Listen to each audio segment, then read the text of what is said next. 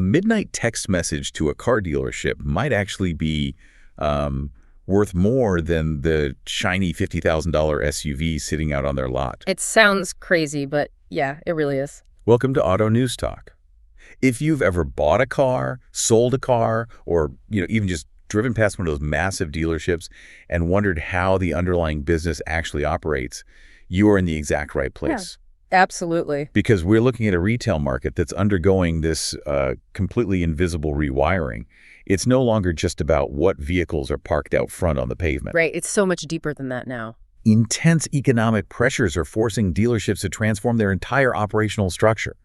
I mean, from the exact second a sales rep replies to a web chat, all the way up to the strategic decisions being made in the corporate boardroom. It is a phenomenal logistical puzzle. We are seeing a situation where macroeconomic pain, and specifically, the pain you feel standing at the gas pump, is directly altering the fundamental DNA of the automotive business. Dealerships are having to entirely rethink how they manage their floor staff, how they deploy digital technology, and how they navigate these multi-million-dollar corporate integrations. And it's all just to protect their profit margins. So let's map out the terrain we were walking through for you.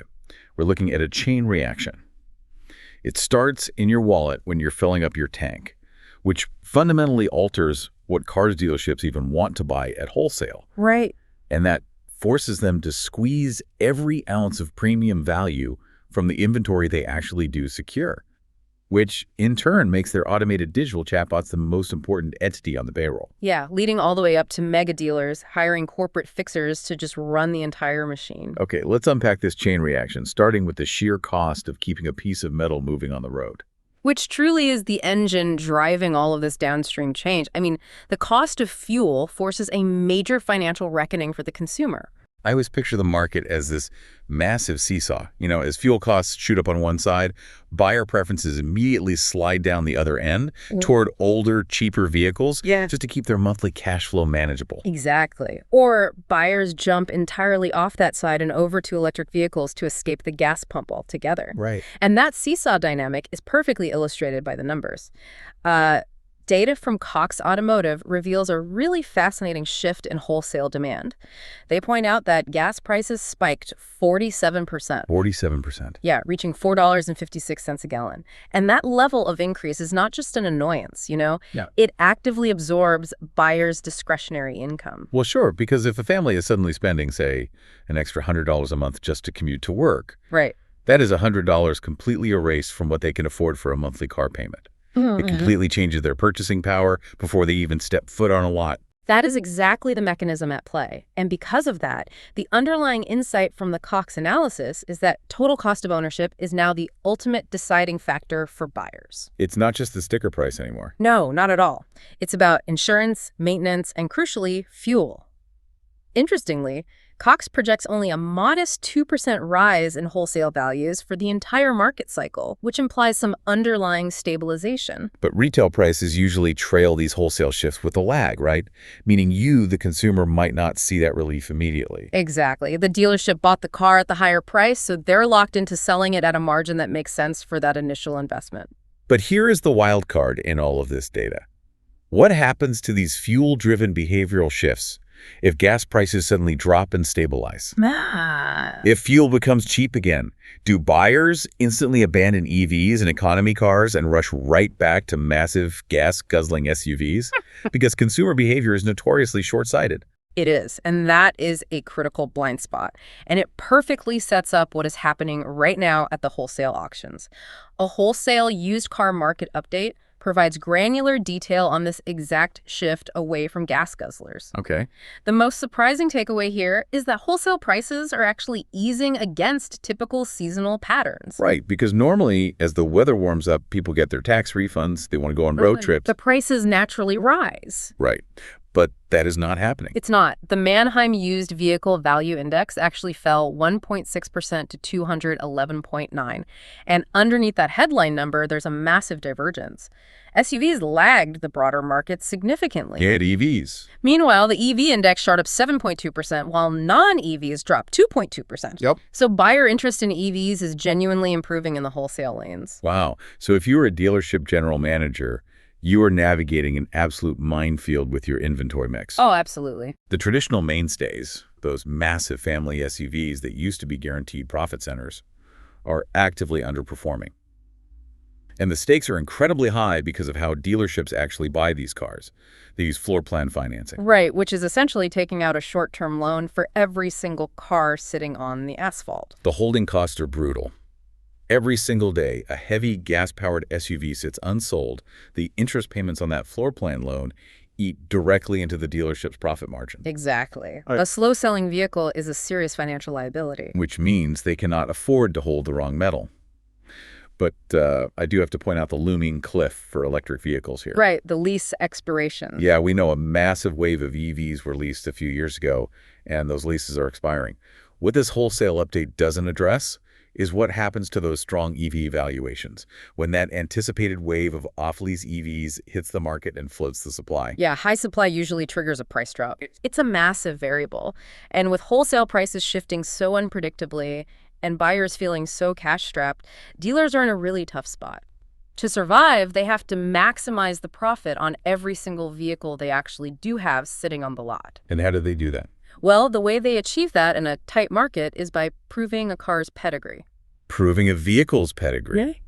Yeah, you make it sound like they're selling purebred show dogs instead of used sedans. I mean, the psychology is remarkably similar. If a dealer plans to ask top dollar for a used car when buyers are financially stressed, they must provide a compelling reason for the buyer to feel safe parting with their money. Right, because cars are basically incredibly complex computers on wheels now. Exactly. Buying a used one carries immense inherent risk for the consumer. I understand the theory, but is there reality behind it? Like, are buyers actually willing to pay a premium just because a car has a good backstory? Or is this merely a marketing gimmick designed to artificially inflate prices? Well, an initiative by Carfax tries to address that exact consumer psychology. The underlying logic of their new program is that merchandising a vehicle's single dealership history is becoming a vital tool to build consumer trust. And to differentiate their inventory from the lot down the street, I assume. Exactly. So how are they actually executing that? Carfax introduced a homegrown badge for specific cars. This badge highlights used vehicles that were sold brand new and then consistently serviced at the exact same dealership. Oh, interesting. So it's designed to signal higher maintenance reliability. Right. So it's not just the traditional one owner claim. It's one owner who actually took it back to the certified factory mechanics for every single oil change and inspection. Yeah. I can see how that removes the fear of buying someone else's neglected mechanical disaster. Precisely. And achieving this requires massive technical scale. Carfax is tapping into more than 177,000 data sources and over 38 billion records. Wait, 38 billion? Yeah, 38 billion records. And they use that to automatically surface this badge when a vehicle meets the strict criteria. It basically gives dealers a shorthand symbol of premium care to justify their pricing. It is a brilliant way to merchandise the margins. Yeah. To take a standard piece of inventory, attach a verifiable multi-billion point data trail to it, and suddenly it's positioned as a premium product. But the missing piece of the puzzle here is the actual financial return on investment. Right. Because Carfax claims these vehicles can command higher prices and sell faster, but there are no published figures proving these homegrown cars actually yield a specific guaranteed price premium for the dealer. Like, it makes intuitive sense, but the hard data on the exact margin boost is missing. That is true. And frankly, having a perfect inventory mix and a highly coveted Carfax badge on the windshield means absolutely nothing if a customer reaches out to buy that specific car and receives zero response. Oh, man. I look at the traditional dealership model like a leaky bucket. Dealerships spend a fortune obsessing over the water, pouring into the top, the physical showroom traffic, the flashy balloon arches, the massive advertising budgets. Right. But they can completely ignore the massive holes at the bottom of the bucket where unanswered web chats and ignored texts are just draining their potential profits right onto the floor. An industry breakdown on digital operations brings this exact issue into sharp focus. The core argument of this report is that digital response speed is no longer just a soft customer service metric. Right. It is a critical inventory and margin metric. Because, tying it back to what we discussed about floor plan financing, if a car sits on the lot while a sales rep takes 2 days to return an email, The dealer is literally bleeding money on interest payments every single day. Exactly. Yeah. The holding costs erode the margins at an alarming rate, and the report notes that modern shoppers are entirely omnichannel. That means a buyer might start their journey on a smartphone chat, move to an email correspondence from their work computer, and finish by walking into the showroom, fully expecting the dealer to seamlessly remember the entire interaction. And people do a lot of prep before they ever show up. Yeah, 64% of car shoppers actually book an appointment before they ever arrive at the dealership. 64%. That completely upends the traditional sales model. The old strategy of just waiting for someone to walk onto the asphalt, kick the tires, and negotiate over a cup of bad coffee is basically dead. The old model is obsolete. The problem, as the report outlines, is a phenomenon called false confidence. Dealerships look at their top-line sales numbers and believe their operations are healthy. But they are entirely blind to the hidden leakages. Exactly. The generic automated email replies that fail to answer a customer's specific question about towing capacity, or the SMS text messages that simply go ignored by a busy floor staff. The report specifically highlights what they call the 10:47 p.m. inquiry. Yeah, that's a great detail. I find this detail so universally relatable.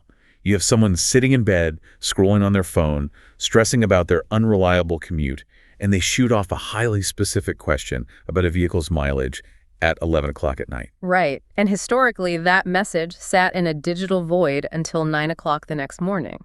By which point the buyer's impulse had faded, or they found another dealer. Exactly. But the data shows that AI virtual assistants are now handling roughly 60 to 70% of initial digital inquiries.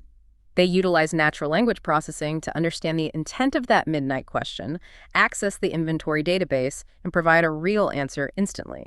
So the AI answers the midnight question, keeps the buyer highly engaged, and then smoothly hands the context over to a human salesperson in the morning, without ever making the customer repeat themselves. Yeah.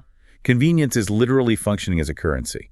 A dealer who provides a fast, specific answer wins the right to stay in the conversation, often beating out a competitor who might actually offer a slightly better price simply because they remove the friction. It fundamentally changes the competitive landscape. But it also creates a massive barrier to entry. The unaddressed reality in this digital analysis is how smaller, independent dealerships, the ones without massive corporate tech budgets, can possibly afford to deploy these seamless, AI-driven omnichannel systems. It feels like a technological arms race that the local independent lot is destined to lose. That is a very real existential threat for small operators, and it explains exactly why the industry is restructuring at the highest corporate levels to manage this exact operational complexity, Right. to juggle volatile EV wholesale prices, implement premium data-driven merchandising, and run complex 24/7 AI chatbot ecosystems. Dealerships are having to scale up massively. They require corporate heavyweights to run the operation. Because buying a competitor's dealership is one thing, Yeah. but running a unified software system, standardizing human resources, and ensuring the exact same digital response time across 50 different locations, that requires a completely different skill set. How do these massive dealer groups shift their internal DNA from being aggressive deal makers to becoming detail-oriented operators? Well, looking at AWR Holdings provides a perfect blueprint for this transition. The main takeaway from their corporate leadership reshape is that massive dealer groups are deliberately pivoting away from aggressive acquisitions. Okay, so what are they doing instead? Instead, they're turning their focus strictly toward post-merger integration and rigorous operational execution. AWR is advancing its integration of Braley's and Johnson's cars. They're stitching these massive, disparate entities together into one cohesive machine. Right. And to accomplish that, they are bringing in a fundamentally different breed of executive. They appointed Andrew Byrne, a former KPMG partner with deep, specialized experience in corporate transformation and cost structure, as deputy CEO. Wow, bringing in the Big Four consultants. Exactly. They also brought in Punit Shetty as CFO, who possesses extensive international automotive finance experience. Their explicit mandate is to standardize reporting and align back-office functions across the entire network. The scale of that task is just staggering. We are talking about a group that has grown to 1.6 billion pounds in turnover. Yeah.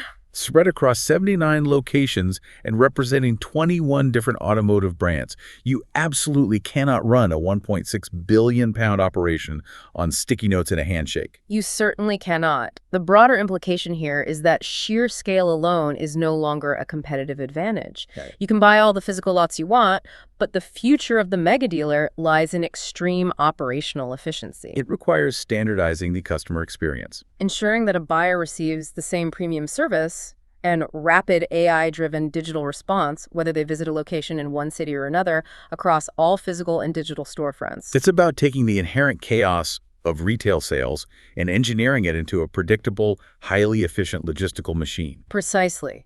However, the open question regarding the AWR update is the strategic vacuum at the very top. Oh, right. The exact timeline and the identity of the next CEO remain unclear after Jose Blanco steps down.